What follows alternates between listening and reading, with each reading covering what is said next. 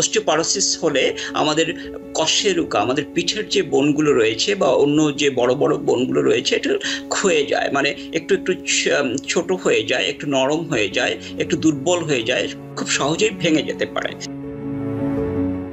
আমাদের দেশে এখন যে ওয়াটার সাপ্লাইটা রয়েছে, অনেকে টিউবওয়েল থেকে ওয়াটার ড্রিঙ্ক করেন, ওখানে অনেক আয়রন থাকে এবং অন্য একটা কি যেন থাকে, ওগুলো আমাদের ক্ষতি করছে। আয়রন ব্রেনে জমা হয়ে গেলে আমরা দেখি তাদের পার্কিনসনটা বেশি হয়। বাঙালিদের প্রচন্ড পরিশ্রম করতে হতো বেঁচে থাকার জন্য, রান্না করতে হতো। এখন তো চুলায় গ্যাস দিয়ে রান্না করে, দাঁড়িয়ে থেকে রান্না করে, বসতে হয় না।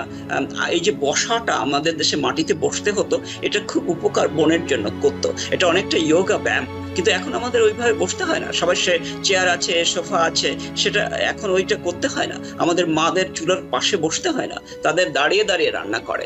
এইগুলো আমাদের এফেক্ট করছে।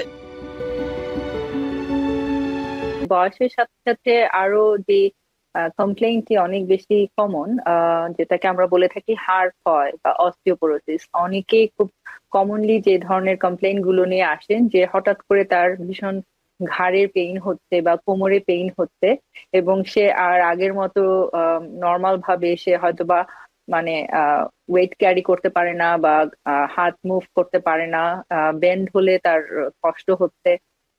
এবং দেখা যাচ্ছে যে এটি অনেক ক্ষেত্রেই মেয়েদের ক্ষেত্রে বেশি কমন ছেলেদের থেকে।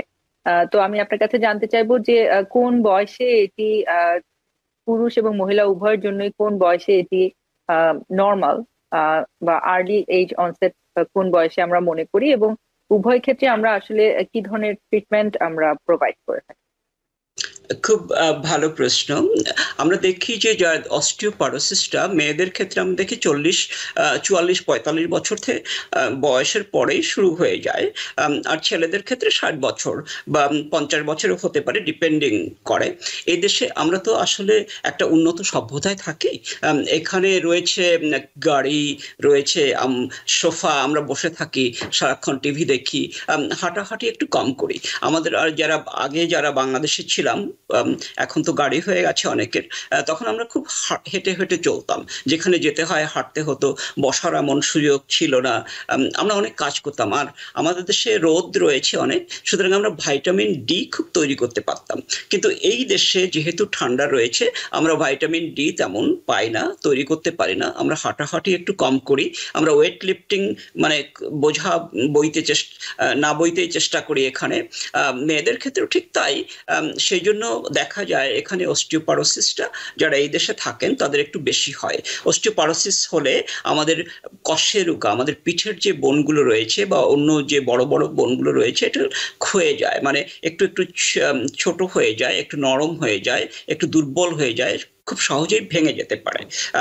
এটা ওয়েট লিফটিং করলে বা ভাইটামিন ডি নিলে বা হাঁটাহাঁটি বেশি করলে অনেক সময় ঠিক হয়ে যায়। সেই জন্য আমরা আগে থেকে যাদের একটু ব্যাক পেইন হচ্ছে, যারা সেডেন্টারি লাইফস্টাইলে অভ্যস্ত, তাদের জন্য আমরা রিকমেন্ড করি যে তারা একটু সান এক্সপোজারে যাক, ভাইটামিন ডি নিক, একটু ওয়েট লিফটিং, যেটা বলি ওয়েট লিফটিং করুক, তাতে বোনগুলো একটু শক্ত হবে, মজবুত হবে।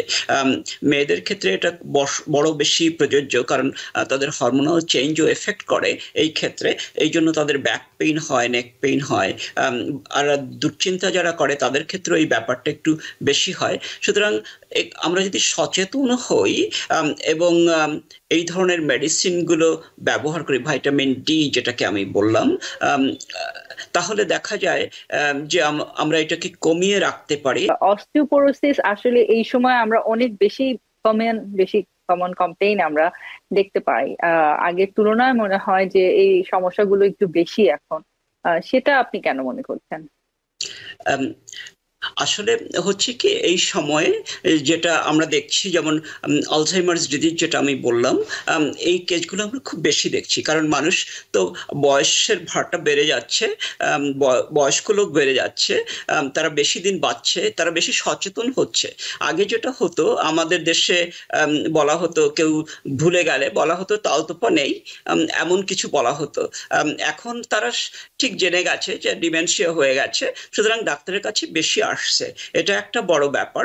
আর মানুষ বেশি বাঁচছে, অন্যদিকে হয়তো সমাজের যে পরিস্থিতি সেটা কিছুটা বদলেছে। যেমন আমাদের স্ট্রেস ফ্যাক্টরটা বেশি রয়েছে, আমরা ঘুমাই কম, আমাদের ভাইটামিন ডেফিসিয়েন্সিটা একটু বেশি রয়েছে। আমাদের বাংলাদেশে যেটা হচ্ছে, আমি দেখছি অনেক কেস রয়েছে, পার্কিনসন খুব বেড়ে গেছে বাংলাদেশে। পার্কিনসন বেড়ে গেছে এই জন্য যে আমাদের যে খাবারগুলো রয়েছে ওর মাঝে ভেজাল রয়েছে।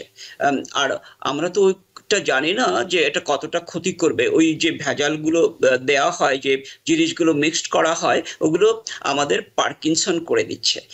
এখানে যেমন একটা ড্রাগ এসেছিল বলে এমপিটিপি।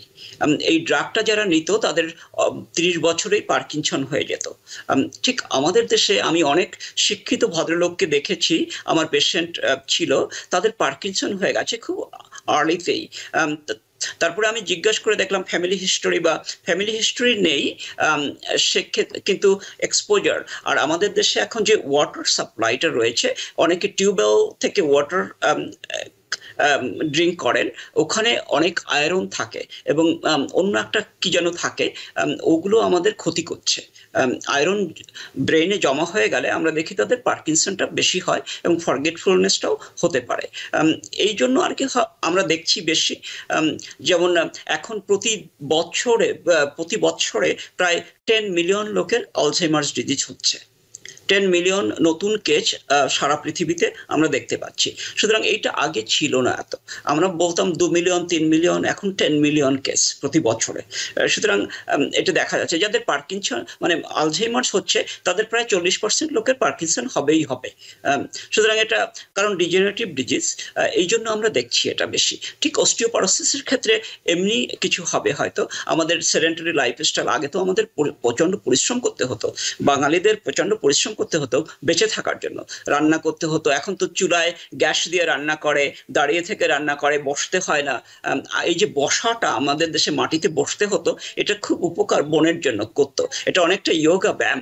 কিন্তু এখন আমাদের ওইভাবে বসতে হয় না, সবার সে চেয়ার আছে, সোফা আছে, সেটা এখন ওইটা করতে হয় না। আমাদের মাদের চুলার পাশে বসতে হয় না, তাদের দাঁড়িয়ে দাঁড়িয়ে রান্না করে।